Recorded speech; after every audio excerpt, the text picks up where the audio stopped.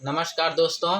ये खंजेरी मैं आप लोग को जो दिखाया था ये गीला था उस टाइम। और अभी आप लोग इसका ये टोन सुनिए खंजेरी का।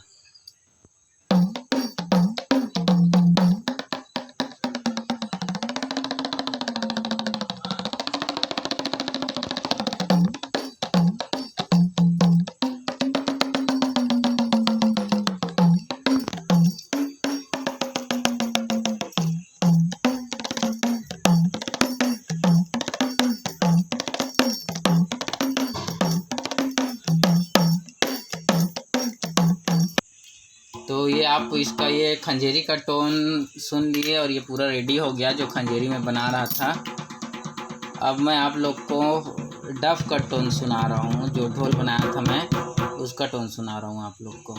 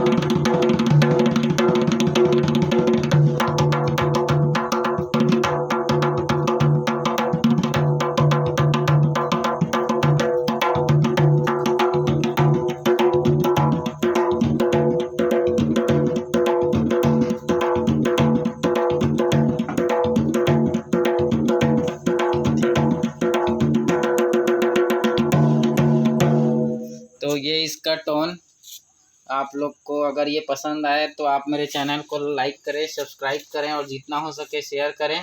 और ऐसे और ढोल के लिए आप मुझे ऑर्डर कर सकते हैं। मेरा कॉन्टैक्ट नंबर मेरे डिस्क्रिप्शन बॉक्स में मिल जाएगा आपको। धन्यवाद।